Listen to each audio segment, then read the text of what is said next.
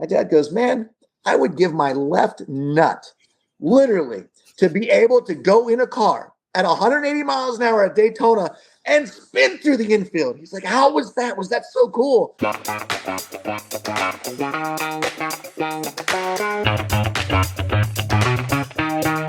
Travis, my first memory of meeting you was, again, probably when you were 16, 17 years old. We had a foursome, and I was part of your foursome. It was, I think, prior to the Anaheim race and the Chaparral appearance later that night. I was playing golf with a guy that couldn't play golf worth a crap. That was Travis. Okay, that was me. Both of us couldn't play golf worth a crap. But I take no offense to that comment.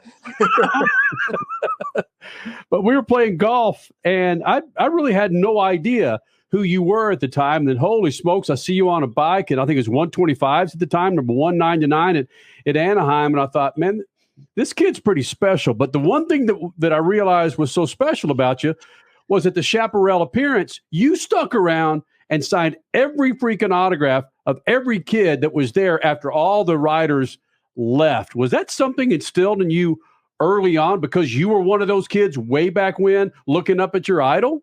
Well, I guess sadly or happily, however you look at it, I'm still one of those kids. I'm a huge fan of the sport. And I feel like at the end of the day, everybody, they're like, man, you're always so happy. You're always that. I'm like, dude, if I'm at a track, if I'm on a motorcycle, if I'm talking about racing, I'm pumped. I mean, it's what I live for. And, I was very lucky to be one of the few, kids that my reality never set in. And all my friends were like, I want to be a dirt bike racer. I want to be a supercross racer. I want to drive Monster Jam. I want to, try a top fuel car, or whatever it may be. I've been living this dream, and somehow the wheels haven't fallen off too bad. Okay, that kind of segues into something I wanted to get to potentially later in the interview, but let's do it now. What's something that you want to do in motorsports that you haven't done yet? That's a great question. Every time I think I really want to do something, I get there. Like my first time, my buddy, I basically bought a monster truck with Feld, or had it on the program with Nitro Circus, and my friend Cam McQueen, who always wanted to be a monster truck driver, he qualified the truck, went to World Finals, and I kicked him out. I said, my truck. So my first ever time at a monster truck event was at World Finals in Las Vegas. And it's one of those careful what you ask for things. And I'm like, wow, a double bus stack is actually two buses stacked on top of each other. It looks so much smaller. When you're looking down, I'm like, come on, sissies, hit the jump. I'm down there like, whoa, this is a horrible, horrible idea.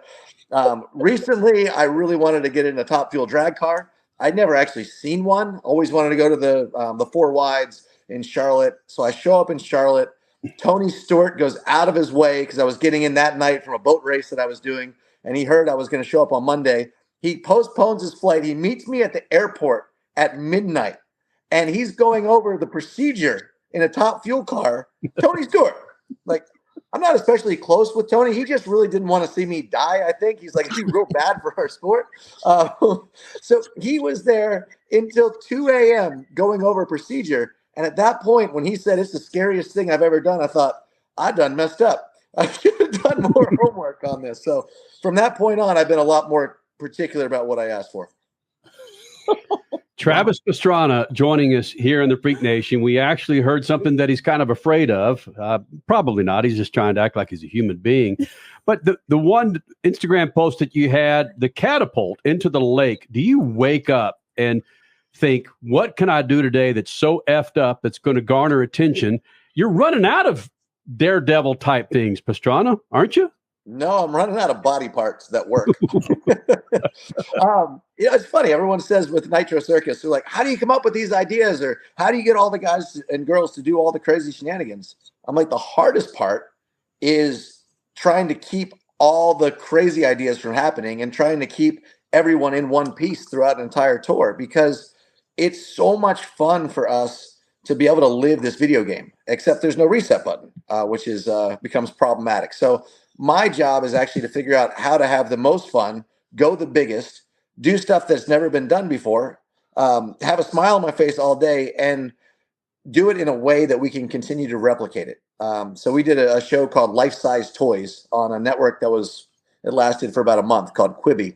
And they convinced me it was a build show. And I had a bunch of friends that love building stuff. And they're like, oh, yeah, all you got to do is just talk about it. And then there I was getting launched off a catapult, getting knocked out, and then strapped myself like Wile E. Coyote to a rocket that some guys from NASA had built. And I'm like, what? This is not what I signed up for. Travis Pastrana, I've talked to you a lot through the years since you were a teenager. And I get that one sentence a lot. This is not what I signed up for. But let's not go into that right now. You said something a little earlier that floored me. You kind of implied that you had some heroes when you were growing up, like the little kids that looked up to you. Who were those heroes that got Travis Pastrana turned on to motorsports? Well, motorsports and action sports in general. I mean, some of my first heroes were Guy Airtime Cooper. I just loved that guy. He was doing the biggest jumps, sending the biggest whips, and he always seemed to just love riding his motorcycle. And he got passed on the last lap at 3 different supercrosses, like 250 supercrosses. He was factory rider, amazing athlete, but he never won a 250 supercross main event, something that I eventually came in common with my my hero, Guy Cooper. We just went out there, and I always loved that. Didn't matter as long as he put in a good race and tried hard, he was just stoked to be riding his dirt bike. Doug Henry, he goes out, Henry Hill, they call it, at Budds Creek, launches too big, gets whiskey throttle, as we call it, just grabs a handful of throttle because he's got arm pump probably, end of the race, going for the win, breaks his back, and on his way out, he's giving 2 thumbs up to the crowd, just yelling, I'll be back. And these are the guys that I looked up to the most, along with action sports icons like Matt Hoffman. This is someone that was doing the sport before there was any money, before there was anything involved. And he would send it absolutely to the maximum, not because of fame, not because of glory, not because of money, but because he loved riding his bicycle. So I feel like the heroes that I had had that one thing in common, and that they just were really passionate about what they did. And from that, you took off into motocross, you took off into action sports, and NASCAR of all things. We laughed about that, you getting into NASCAR, but how did the dominoes fall to get you from action sports into NASCAR?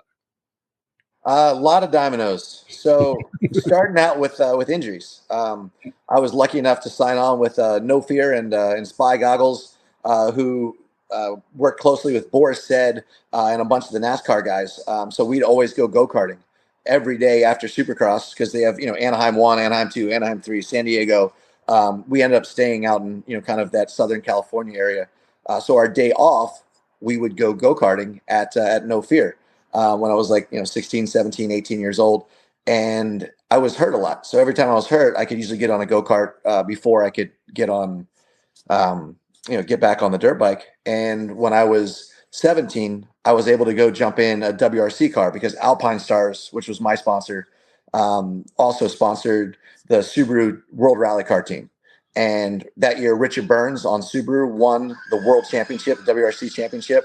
And I got to go over after our championship was done, got to drive a factory WRC Subaru, which was like $750,000 car at 17 years old, which was a lot of fun.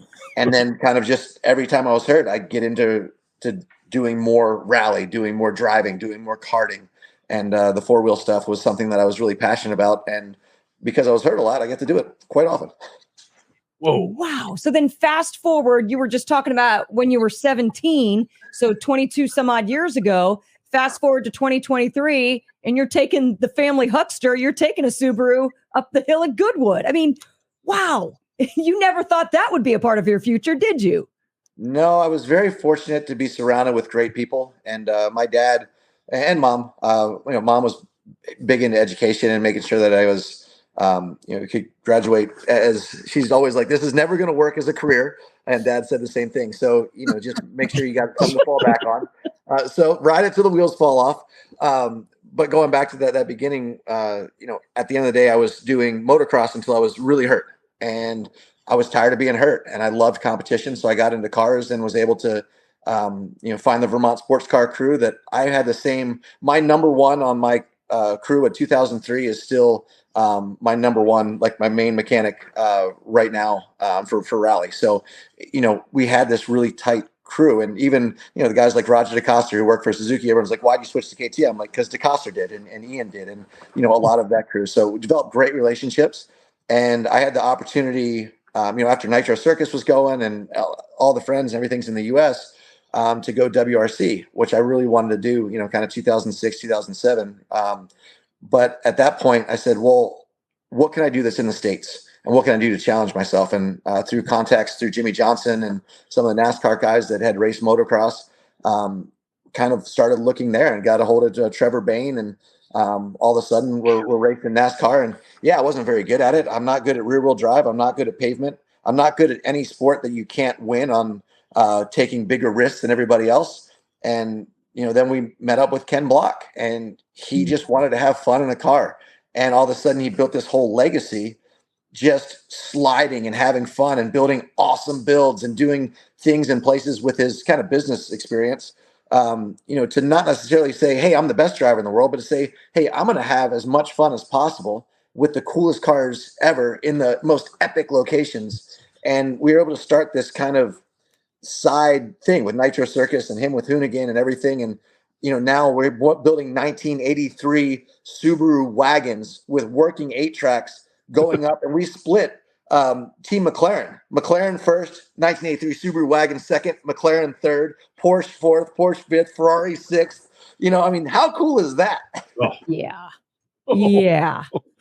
Travis Pastrana joining us here in the Freak Nation. And Travis, we had Evel Knievel on the show many, many, many years ago when we reran the interview with Evel Knievel for our 23rd anniversary. And we ran that the last time after you set the Evel Knievel record there at Caesar's Palace.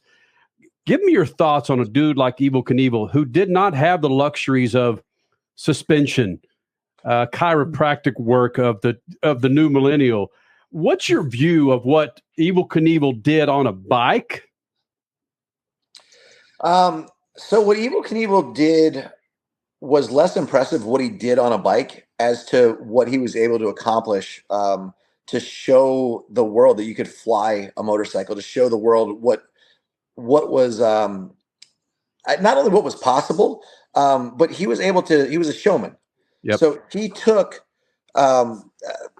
mediocre motorcycle skills, not to be that guy, and guts galore, and just this passion to try to wow the world. And he was someone that if he ever said he was going to do something, he backed it up. And I feel like that's something that a lot of, like my parents, for example, could really relate to that. They said, look, Evel Knievel went over to London, and he was going to do a jump, and he's told everyone, he's like, hey, my bike's not fast enough. I can't make this jump, but y'all paid for a ticket, so I'm going to send it and see what happens. Ooh. And okay, some people would call that absolutely stupid, but for me, that's how I was brought up. If you say you're going to do something, do it.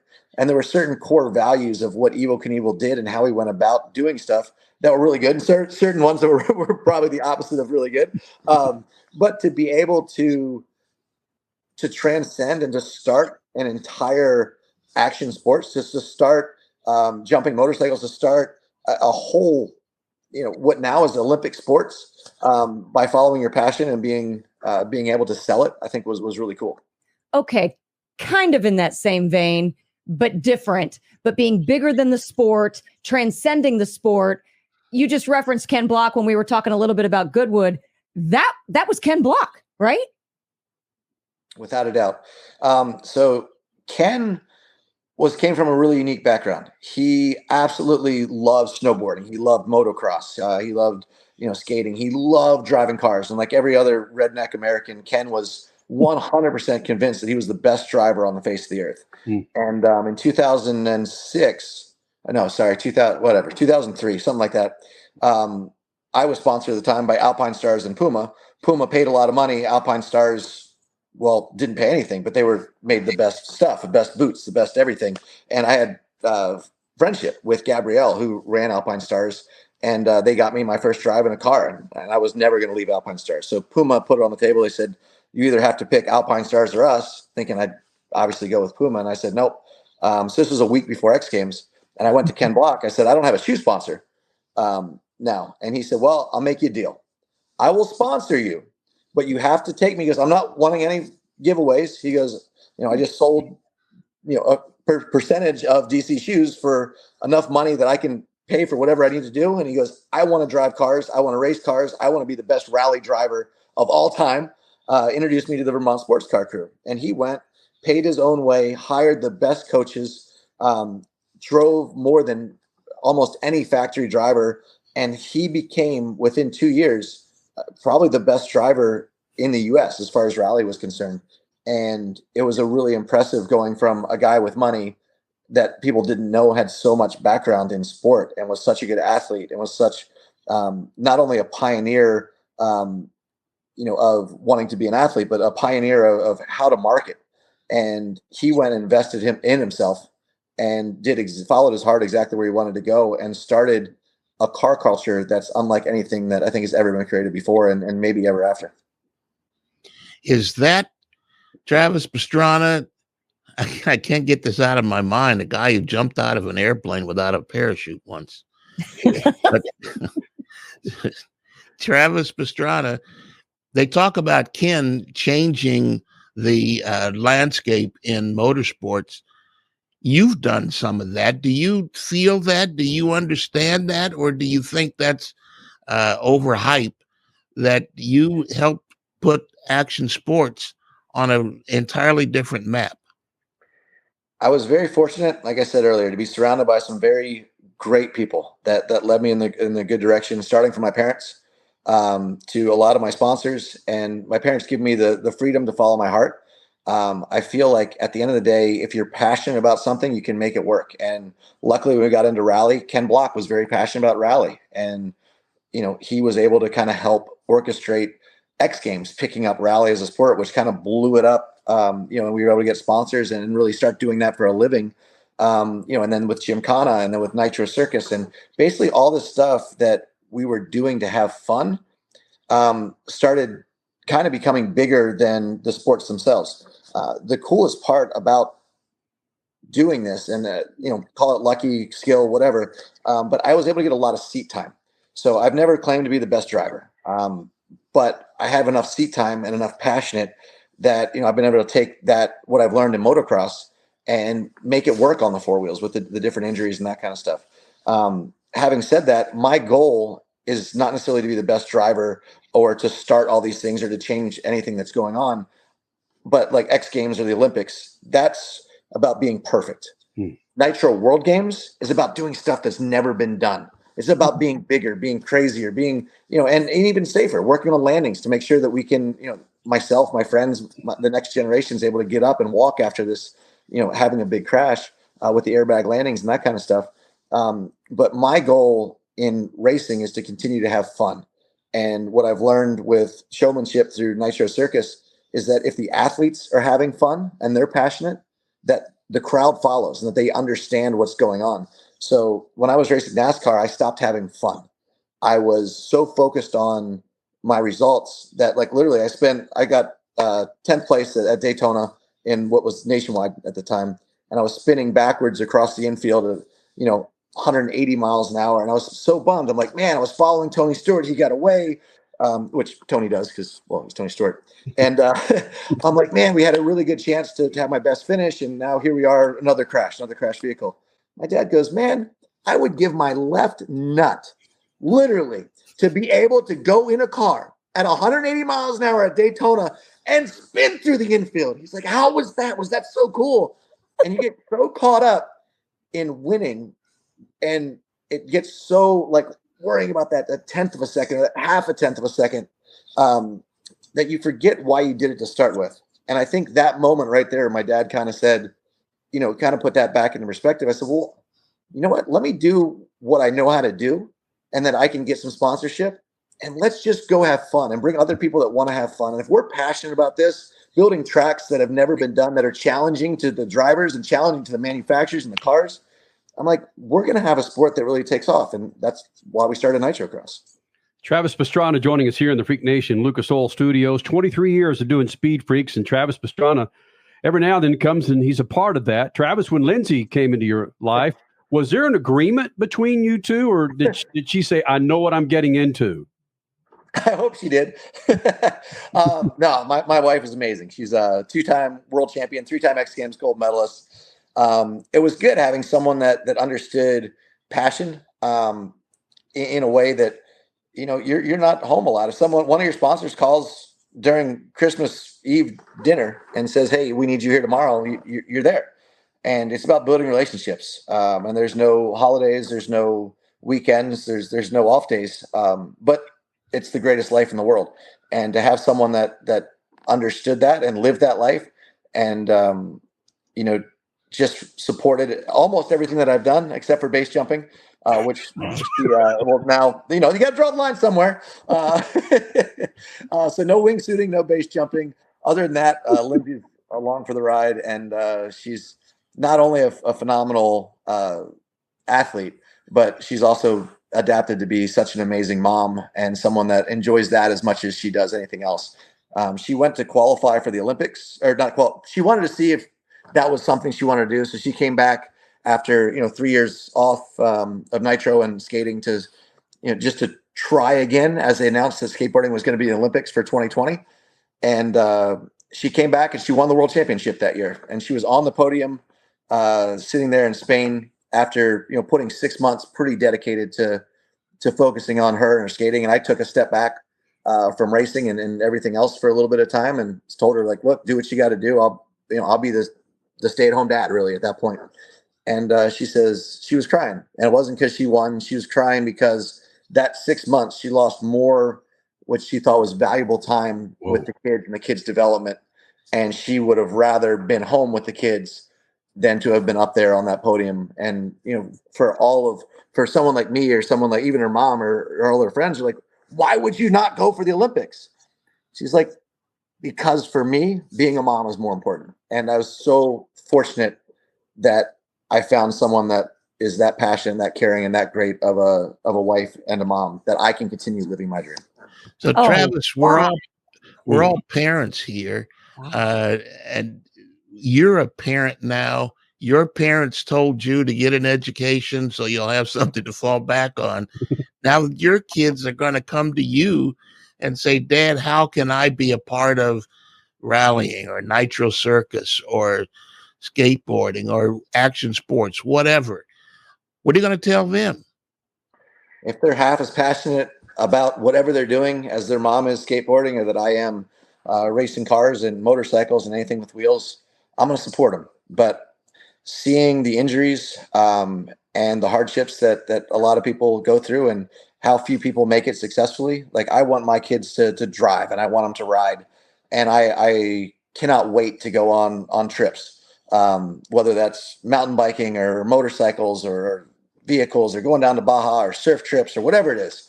But I'm definitely more of the mom in that, where I'm making sure that education is a priority, that working with their team, they love cheer and they love that more than, they've got a lot of opportunity for cars, for motorcycles, but they like cheer. They like tumbling. They like trampolines. They really like that camaraderie that they don't get in the individual sport.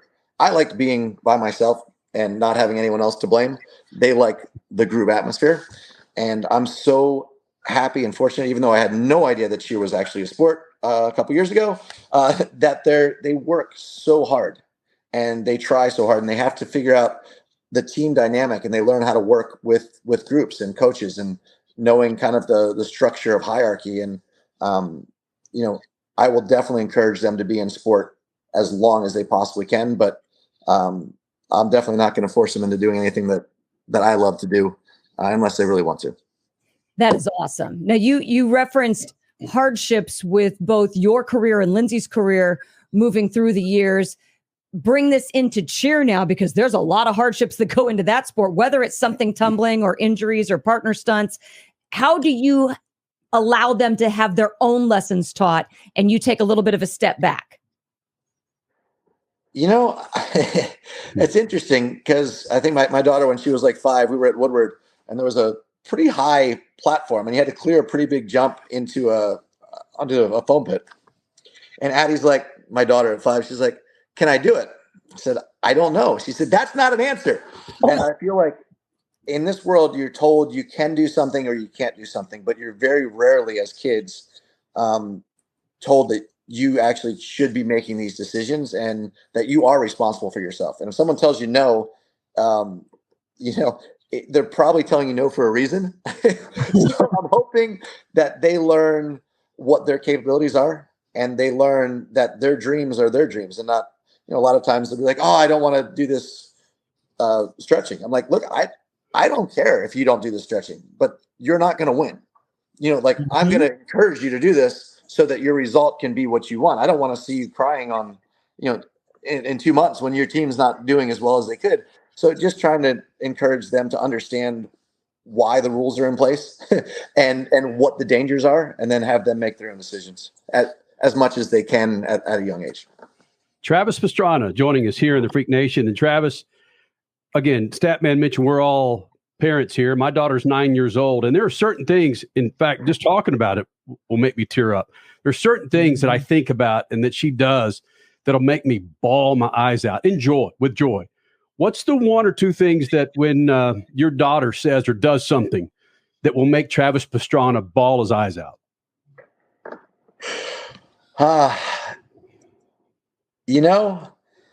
It's a lot of stuff, but it's surprisingly more than you think, but it's not what you would think. It's not about success. It's about when they come and they overcome a fear, they do something, or, so for instance, there was a pretty high jump. It was 30 feet into water. And my youngest daughter went up and went to the higher platform than my oldest daughter didn't. And she was just sitting there, and my oldest she was actually crying. She was in tears. She's like, "She's ruining my life." And I was like, "Hey, you don't have to jump, come on back down, whatever." And she stayed up there for 45 minutes. I was like, "Please come back down." She's like, "No, I can't come back down." I'm like, "Then jump." She's like, "I can't jump." I'm like, "You know how to do it, whatever." And she came and she crawled out, and she was just bawling, and she just gave me a hug. And she's like, "I knew I could do it, and I knew I'd be okay because of what we've learned." And just stupid stuff like that, I don't know. That was kind of a weird example, but no, I get it. We all get it. That's cool. That's cool. Yeah. There's also a story out there before we get the hell out of here. There's a story out there, Travis. I was talking with a friend of mine at MAV TV, and he told me a story about this kid, Ben Meyer, 14 years old, who challenged you. Right. Can you share with the Freak Nation this story between you and Ben? So Ben's awesome. He's a phenomenal driver. He's going to be a lot like a Scott Speed, to be honest. He's a little more robotic than I'll ever be. Comes from karting background, down in GoPro Motorsports Park or whatever all the time down in North Carolina. But he's from literally 20 minutes down the road from me in Maryland. Great family, and he jumps into Nitro Cross. He had also jumped in at 13 years old to the Stadium Super Trucks with Robbie Gordon. I think he got a second his first race out. Like the kid's, he's phenomenal. But he, like any kid, he talked a little bit of crap, not bad, but I was like, all right, you got to you got to earn this a little bit, because Deegan and I were battling and he was in third, and he came up and he was catching us at the end of the race on day one. And he's like, "Oh, I'm the fastest one out there. I was definitely quicker than you guys." I'm like, maybe. But that's what you think. That's what every driver has to think. If you don't think that you're the best, you shouldn't be out there. Every single person thinks that. But I'm trying to teach him a lesson. I said, "Okay, kid. So if you're fastest in qualifying tomorrow," he's like, "I will be." I was like, "All right, I'll give you $1,000. Just best lap. Fastest one in qualifying." I said, "But if you're not, I want you to go to your teacher, professor, whoever, whatever school you're going to, and I want you to write a 5-page essay on why not to talk crap that you can't back up. And I want him to grade it and to check it until he gives you an A on that with all your grammar and everything else. I don't want it, but I want that signed and framed. I'm going to put it up in my shop." Sure as shit, that little kid kicked my butt. He beat Brian. He beat me. He qualified second to another kid named Greg out there, and had the best run of his life. And I had to pay him $1,000. So his mom goes, well, where's his letter? Say, don't talk shit. You can't back up. I said, well, I'll either give him $1,000 or I will happily write a letter. He took $1,000. Oh, talk about your all-time backfire, boys.